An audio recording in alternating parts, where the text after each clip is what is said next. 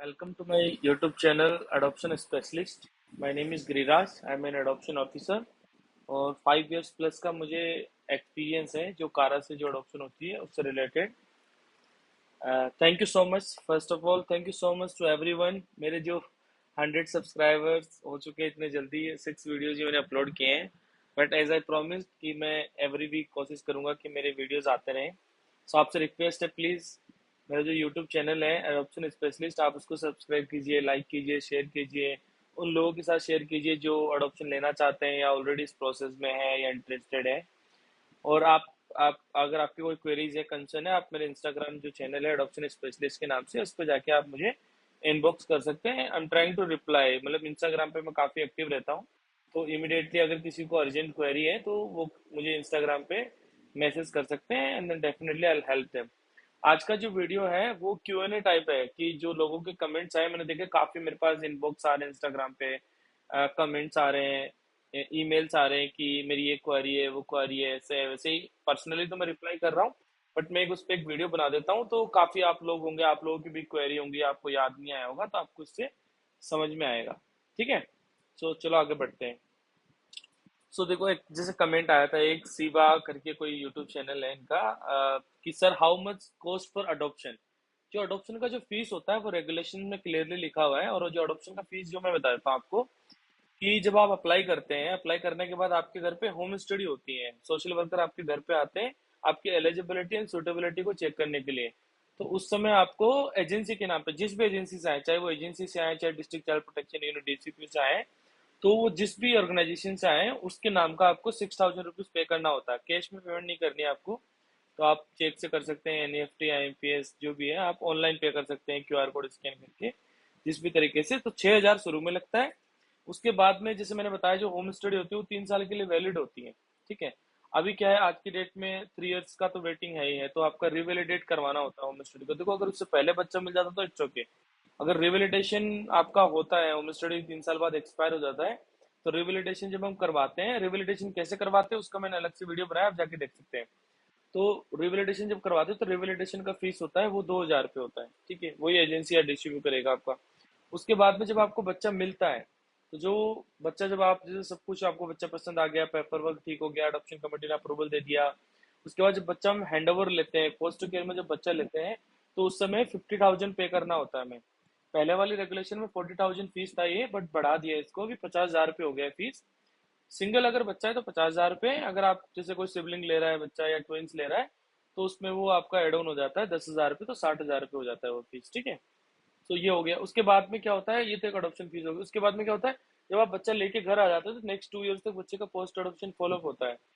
तो post adoption follow up जो होता है वो पहला होता है 3rd मंथ पे, आपका प्री अडॉप्शन पोस्टर से तो कस्टडी ली उस दिन से, नेक्स्ट 3rd मंथ पे पहला होता है, फिर 6 मंथ, 6 मंथ, 6 मंथ, ऐसे करके 4 फॉलोअप होता है। तो पर विजिट का 2,000 रुपीज फीस लगता है। सो 6,000 लग गया, 2,000 लग गया, 8,000, 50,000 आपने दिया, 58,000, और 8,000 आपका 2-2 हजार करके लगता है। तो आपका 66 के अप्रोक्स आपका पैसा जो है सरकारी फीस लगती है। बाकी आप एड ऑन कर सकते हैं, जैसे हरियाणा का व्यक्ति है, पंजाब से बच्चा मिला, तो ट्रेवल भी करना पड़ेगा, 2 दिन रुकना भी पड़ेगा आपको होटल में। तो ये सब पर्सनल एक्सपेंसेस होते हैं, पर जो लीगल जो अडॉप्शन फीस है इस पर रेगुलेशन, वो अप्रोक्स 63 आपको एज ए इंडियन अगर आप हैं तो आपको पड़ेगा वो। अगला एक कमेंट है कि hi sir, do we get an OTP after registration at CARA. Definitely, पहले नहीं होता था, बट अभी जो भी नया एप्लीकेशन करता है, कैसे करते हैं रजिस्ट्रेशन वो मैंने आपको ऑलरेडी बताया, आप वीडियो जाके देख सकते हैं। तो रजिस्ट्रेशन करते समय आप जब डिटेल्स पूरा फिल कर देते हो, उसको वेरीफाई आपको OTP से करना होता है, जो कि आपको ईमेल पे भी आता है, और आप जो मोबाइल नंबर है उस पर देते हैं। नहीं आ रहा, आपको एरर चल रहा था, वो ठीक हो गया है। ठीक है। Also sir, what is user ID. User ID क्या होता है, आप जो पैन नंबर डालते हैं आप रजिस्ट्रेशन करते समय, वो पैन नंबर यूजर आईडी होता है, और एल्स आपको एक रजिस्ट्रेशन नंबर जनरेट होता है, PR करके स्टार्ट होता है वो। सो वो आपका यूजर आईडी होता है। ठीक है। The document number which we have submitted. हाँ, डॉक्यूमेंट्स आपका मैंने बताया, रजिस्ट्रेशन में आप देख सकते हैं, पैन कार्ड हो गया हस्बैंड वाइफ का, आधार कार्ड हो गया, इनकम प्रूफ, मेडिकल हो गया, मैरिज सर्टिफिकेट हो गया, आपका फोटोग्राफ्स हो गए, ये सब लगते हैं आपके। ठीक है। I have seen your videos. Can you help me on this query? People who stays in foreign country on H1B visa.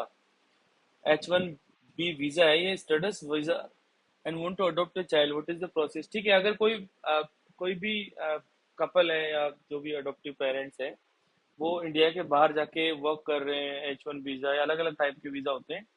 सो देखो दो प्रकार का होता है। एक तो आप परमानेंट, अगर आप फॉरेन सिटीजन ही बन चुके हैं तो उसमें आपको एज ए, और आप इंडिया से थे लेकिन आपने सिटीजनशिप अदर कंट्री के ले लिए, तो एज ए आप OCI अप्लाई कर सकते हैं। अगर आप वर्क कर रहे हैं तो जैसे अलग अलग कंट्रीज का होता है, जैसे आप जैसे कुछ कंट्रीज में कि 1 साल के बाद आप NRI कंसिडर होते हैं। जैसे US में अगर आप कंटिन्यूसली 1 साल काम कर लेते हो उसके बाद ही आपको NRI कंसिडर करते हैं।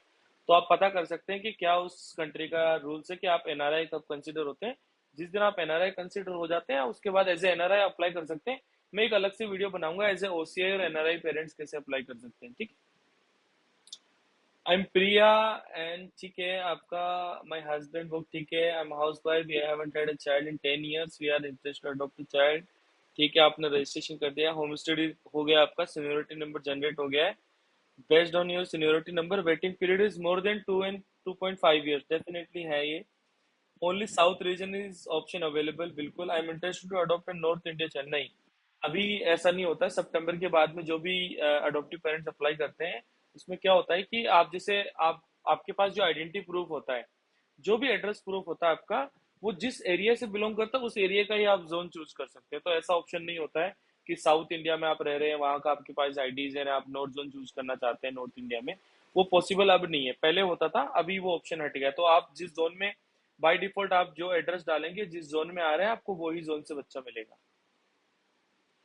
I have already uploaded all the document. I also got an email from adoption agency 2 days ago, but now after logging in my portal, Kara is asking me to upload a PAN card. When I'm uploading joint PAN card, husband and wife, then there is only one box below to enter PAN number manually. In case should we enter only one PAN, हाँ आप एक का PAN card कर सकते हैं, चाहे husband का हो वाइफ का हो। लेकिन जब आप अपलोड करते हैं आपसे रिक्वेस्ट है कि आप दोनों का, हस्बैंड वाइफ का PAN कार्ड उसको PDF में मर्ज करके दोनों का अपलोड करें, ठीक है। What is the process of people who are working in foreign country and they are on, ठीक है, ये मैंने बता दिया ऑलरेडी कि अगर आप पता कर सकते हैं, अगर आप NRI कंसिडर होते हैं उस कंट्री में तो आप एज ए NRI अप्लाई कर सकते हैं। एक मैं इसमें एक वीडियो बना दूंगा, detail video as an NRI couples के लिए और जो होते हैं कपल्स के लिए। सर कारा का फॉर्म भर दिया है बट उसमें नाम में करेक्शन नहीं हो रहा है, तो क्या करें। देखो ये एक बड़ा प्रॉब्लम है, बहुत पुराना एप्लीकेशन हो गया है, तो मैं आपसे रिक्वेस्ट करूंगा, कारा का हेल्प डेस्क का ईमेल आईडी है जो कि डिस्क्रिप्शन में मैं डाल दूंगा, आप उस पर ईमेल कर दीजिए।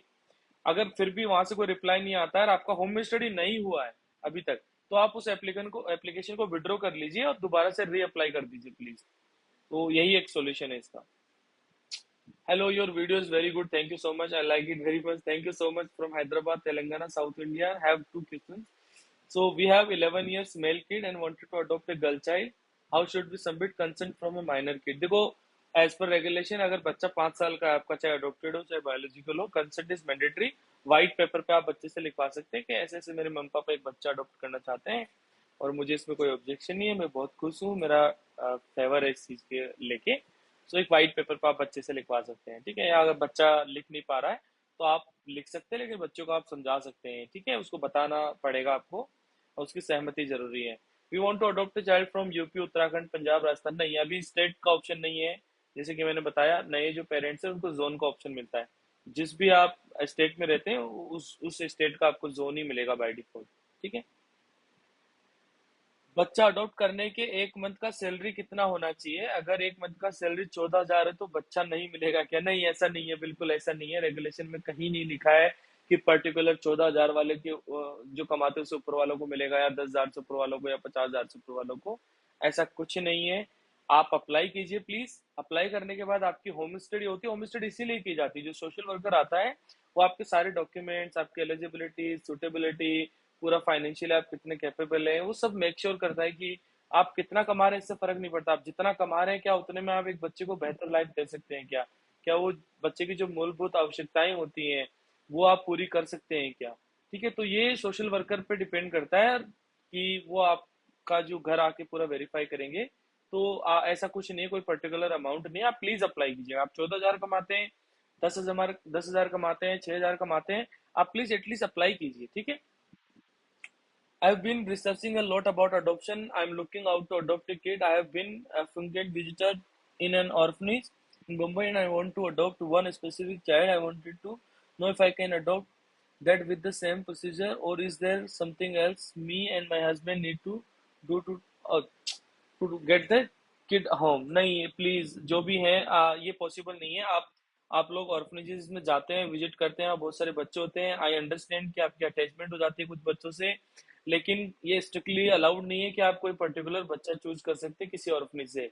आप ऑनलाइन अप्लाई कीजिए, अप्लाई करने के बाद अपना होम स्टडी करवाइए, अप्रूवल लीजिए, एज पर सीनियरिटी आपको बच्चा अलॉट होता है, गवर्नमेंट आपको बच्चा रेफरल देती है। पर्टिकुलर कोई भी बच्चा आप किसी भी एजेंसी से, अब बच्चा छोड़िए, आप एजेंसी चूज नहीं कर सकते कि मेरे को इस एजेंसी से बच्चा चाहिए, तो it is not possible, sorry. Sir ji एक क्वेश्चन है, वाइफ का सरनेम मैरिज के बाद चेंज हो गया है, तो न्यू न्यू या पहले वाला सरनेम लिखने हैं। मैरिज सर्टिफिकेट में एज प्रूफ का पुराना सर, देखो मैरिज सर्टिफिकेट में आपने नेम चेंज करा दिया, उसके बाद डेफिनेटली आप आईडीज में भी चेंज कराएंगे, तो जो आप करंट में जो आईडीज में नाम यूज कर रहे हैं वही आपको रजिस्ट्रेशन में यूज करना है, ठीक है। अगर आपने शादी के बाद नाम चेंज करवाया और आईडीज में भी अपडेट करवा लिया तो प्लीज नया नाम यूज कीजिए, अगर आपने नहीं कराया है, तो पुराना नाम ही यूज कीजिए, ठीक है। अगला है, sir if we everything goes well by how many days can we get the baby.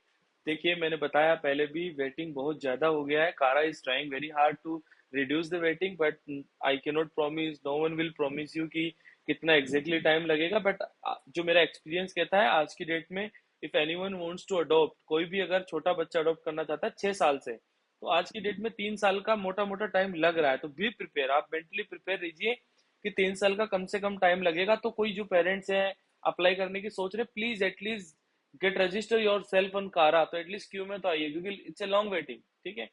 तो 3 साल से कम नहीं लग रहा है आज की डेट में time. While applying health and child age drop down are not opening, अभी हो गया है, मैंने चेक कर लिया है, आप प्लीज ट्राई अगेन। वो मुझे पता है एरर आ रहा था वेबसाइट में, कारा ने कुछ अपडेट किया है। ड्रॉप डाउन में अब ऑप्शन आ रहा है कि किस एज कैटेगरी का बच्चे के लिए आप एलिजिबल है। वाइफ का जीरो इनकम है तो इनकम सर्टिफिकेट अपलोड करना पड़ेगा क्या? नहीं, बिल्कुल नहीं, ऐसा नहीं है। अगर आप दोनों वर्किंग है तो दोनों का लगेगा, अगर एक हाउस वाइफ है तो वो कोई जरूरी नहीं है, मैंडेटरी नहीं है।